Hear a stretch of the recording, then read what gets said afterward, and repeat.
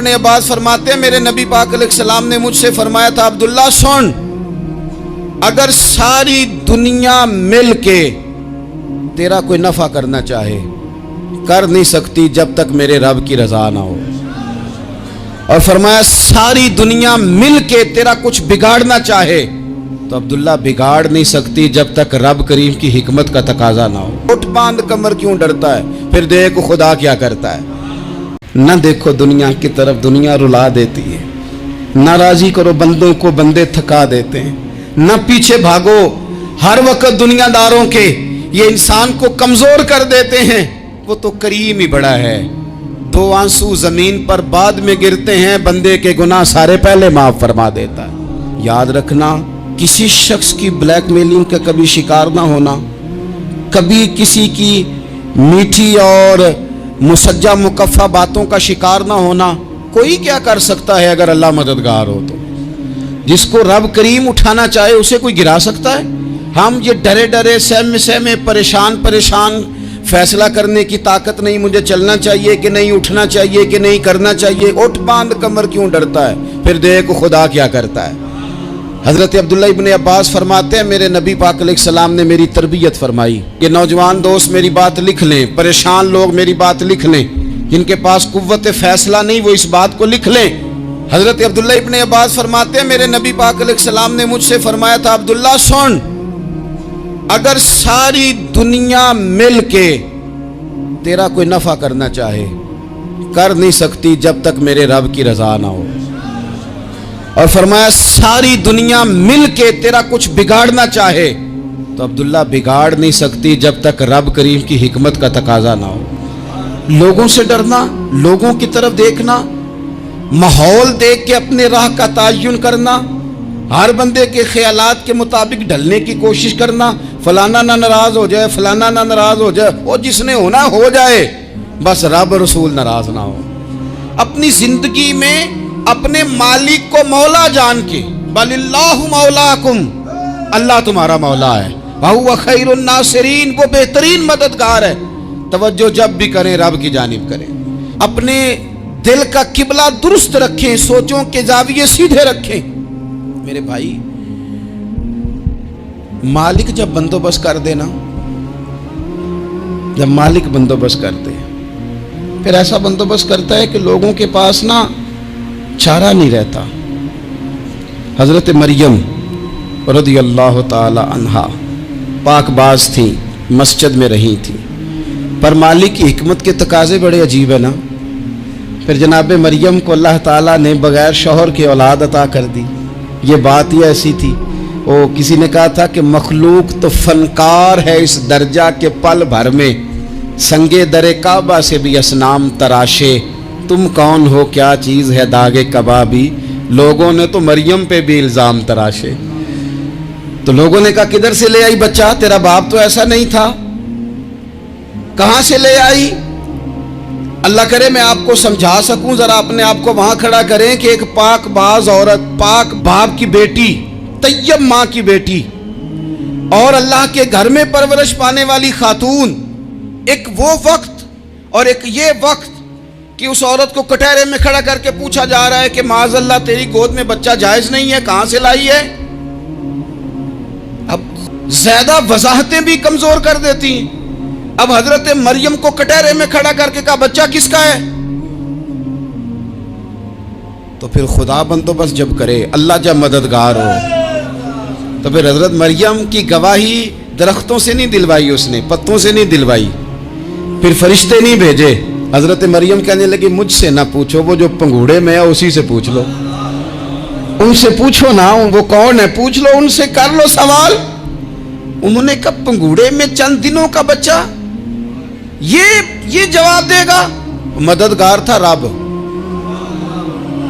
ان کی برات کا اعلان کرنا تھا مالک نے، اور جب مالک اعلان کر دے، جب مالک تیری صفائی دینا چاہے، جب مالک تجھے دنیا کے سامنے نکھارنا چاہے، تو پنگوڑے میں لیٹے حضرت عیسیٰ بول کے کہنے لگے انی عبداللہ آتانی الکتاب، فرمایا میں اللہ کا بندہ ہوں، رب نے مجھے کتاب عطا کر کے نبی بنا کے دنیا میں بھیجا ہے۔ मैं अल्लाह का बंदा हूं, किताब लेके आया हूं, नबी बन के आया हूं। फिर पंघूड़े से ऐलान हो गया। फिर बच्चा बोल पड़ा। रब की मदद को पुकारें, अपने साथ अपने मालिक की मदद को शामिल करें, थोड़े रिस्क पर भी गुजारा अच्छा होने लग जाएगा। सारे लोग आपको गिराने की तदबीरें कर रहे होंगे और मालिक आपको इज्जतें अता फरमा देगा। उसकी बारगाह से हिकमत का तकाजा और हो जाएगा। हमने सारी जिंदगी लोगों को राजी करने में गुजार दी, सारी जिंदगी बुढ़ापा आ गया बच्चों को पालते, और बच्चों ने आखिरी उम्र में कह दिया अब्बा अगर कोई ढब का काम कर लेते तो आज हमारे दिन भी फिर न जाते। सारी जिंदगी गुजार दी बहन भाइयों को राजी करने में, सारी जिंदगी गुजार दी जिम्मेदारियां उठाने में। उनको 99 दफा दिया, एक दफा नहीं दिया तो उन्होंने कह दिया तूने तो कभी दिया ही नहीं, तू था ही नहीं। सारी जिंदगी मोहल्लेदारों इलाके वालों को राजी करने में गुजार दी। और मैंने ऐसे लोग भी देखे दीन के लिए वक्त गुजारा, लेकिन जब बुढ़ापे में दांत काम न करते थे तो वक्त के मुफ्तियों को भी मस्जिदों की कमेटियों ने कह दिया अब आपकी समझ नहीं आती, हमने खतीब को और रखना है। मैं कहता हूं कि जितने दर्द से आप अमीर को अपनी कहानी सुनाते हैं ना, और जिस तरह आपके आंसू बात करने से पहले गिर जाते हैं कि गरीब हैं, बच्चियां हैं, कारोबार नहीं, ओ मेरे संगियों, इससे आधे आंसू अपने रब की बारगाह में बखेरो, उसके हुजूर अर्ज गुजार हो जाओ, उससे तलब करो। एक वक्त इंसान पर जिंदगी में ऐसा आता है कि उसे यूं महसूस होता है कि मेरा साया भी तरह सा पीछे हट गया है। उसे यूं लगता है कि मैं किसी सहारे पे हाथ डालता हूं तो वो भाग जाता है मुझसे। लेकिन मालिक की बारगाह ऐसी अजीम बारगाह है, रब रसूल के आस्ताने इतने बड़े हैं कि आप जब वहां कशकोले तलब दराज करते हैं तो झोली फैलाने में देर लगती है, उनको भरने में तो कोई देर नहीं लगती। हमने अपना सोच का किबला ही दुनिया को बना लिया है। ये जो अल्लाह वालों की मदद है ये तो है नहीं, अल्लाह ही की मदद है। लेकिन ये जो सेठों की तरफ तवज्जो करना, नवाबों की तरफ तवज्जो करना, दुनियादारों की तरफ तवज्जो करना और अपना मिजाज इस तरह का बना लेना, यारो गर्दन को झुका देता है खैरात का पत्थर, जहां में मांगने वालों के सर कभी ऊंचे नहीं होते। और इकबाल कहते हैं गैरत है बड़ी चीज जहाने तगो दो में, पहनाती है ये फक्र को ताजे सरदारा। आप फरमाते हैं कि दरिया के किनारे हमारा पड़ाव था, ठहराव था, जब भूख से निढाल हो गए ना, वह यरज़ुक़हु मिन हैसु ला यहतसिब, अल्लाह वहां से रोजी देता है, गुमान भी नहीं होता। फरमाते हैं एक मछली अल्लाह ताला ने दरिया के किनारे भेजी, फरमाते हैं वो थी तो मछली पर पहाड़ जितनी थी। बुखारी में लफ्ज हैं, हजरत जाबिर इब्न अब्दुल्लाह रज़ी अल्लाह ताला अन्हु फरमाते हैं 300 आदमी 18 दिन तक उस मछली को खाते रहे, मछली खत्म ही नहीं हुई। मछलियां नहीं, मछली कहते हैं 18 दिन 300 बंदा खाता रहा, मछली खत्म ही नहीं हुई। और फरमाते हैं कि उसकी हड्डी निकाल के, कांटा कहेंगे आप अपनी जुबान में, कहते हैं वो निकाल के ना तो उसको खड़ा किया ना जब, तो ऊंट कजावे समेत उसके बीच से गुजर जाता था, दो उसके कांटे जोड़े।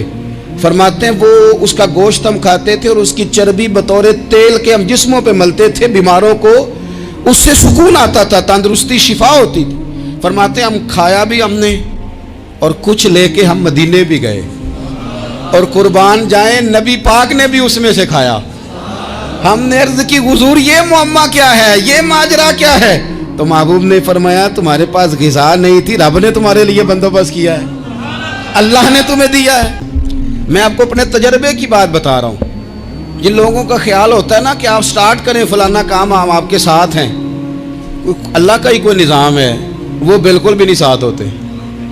लेकिन ऐसा नहीं है कि कोई साथ नहीं होता, अल्लाह ताला बड़े असबाब पैदा करता है, वहाँ से देता है जहाँ से गुमान भी। हमारा ये ज़हन बन जाता है, हम सारी अपने हिसाब से चलते हैं, इतने रिश्तेदारों से, इतने कौन आपके साथ चलेगा, सवाल ही नहीं पैदा होता।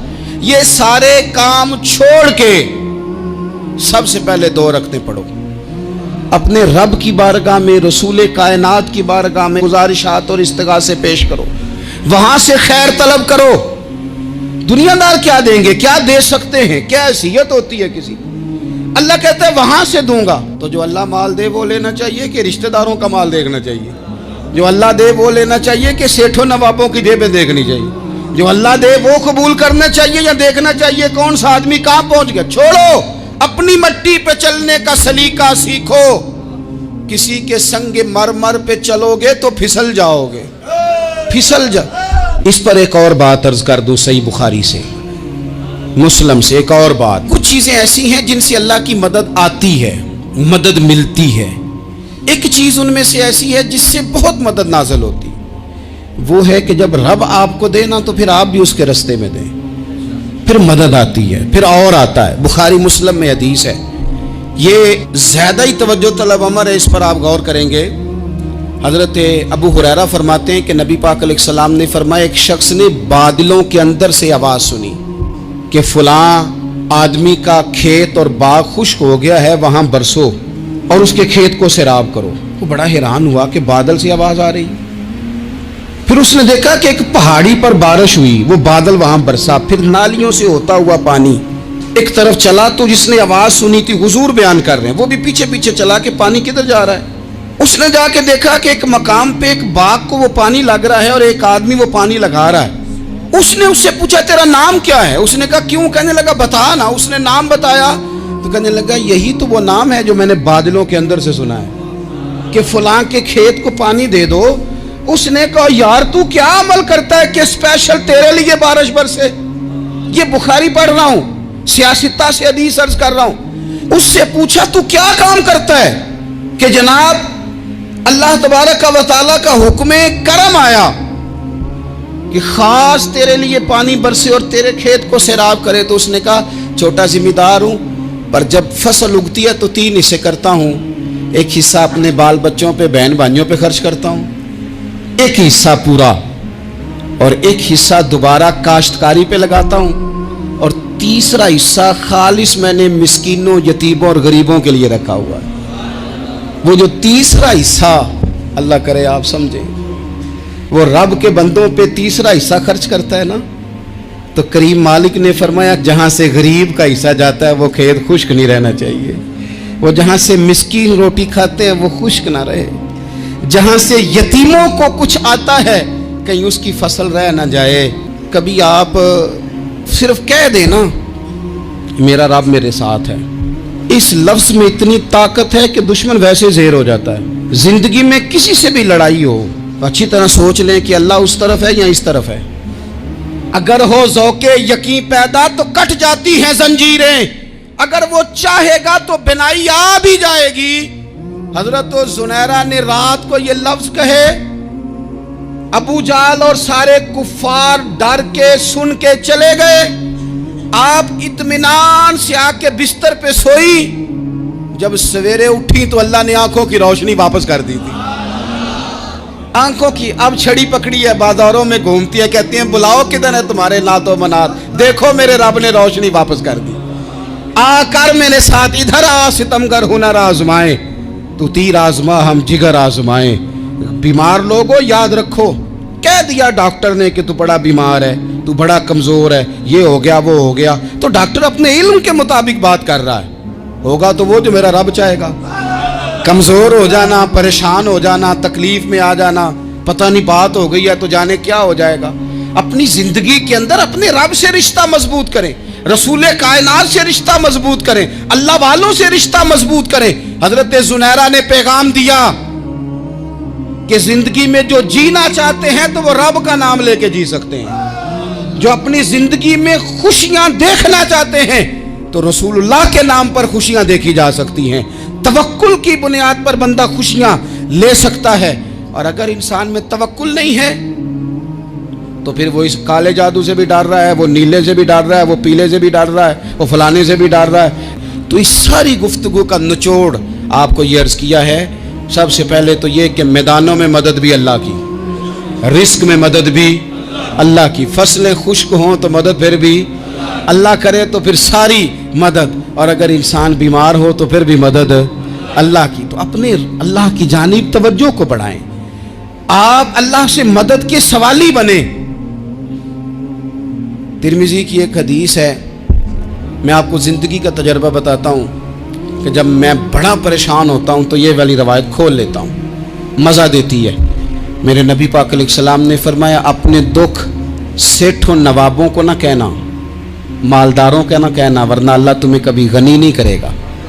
फरमाया अपने दुख अपने रब की बारगाह में अर्ज़ करना, जल्दी करे या देर से करे, अल्लाह तुम्हें लोगों से बेनियाज कर देगा, अल्लाह तुम्हें गनी कर देगा। रात को बैठो ना उसकी बारगाह, उसे दुखड़े सुनाओ, छोटी छोटी बातें। हुजूर ने फरमाया नमक भी मांगो तो रब से मांगो, छोटी छोटी बात से शुरू करो ना। जब बंदा शुरू करता है ना छोटी छोटी चीज़ें, तो बड़ी सारी चीज़ें ये इस तरह होता है जैसे बंदा रब से गुफ्तगू कर रहा है, मालिक मुझे ये चाहिए, मालिक मैं यहाँ कमज़ोर हूँ, अल्लाह मैं यहाँ परेशान हूँ। आप ये करके तो देखें, लंबी लंबी दुआएं मांग के तो देखें, उसके हुजूर जुड़ के तो देखें, आप देखेंगे राहत कितनी है, सुकून कितना है।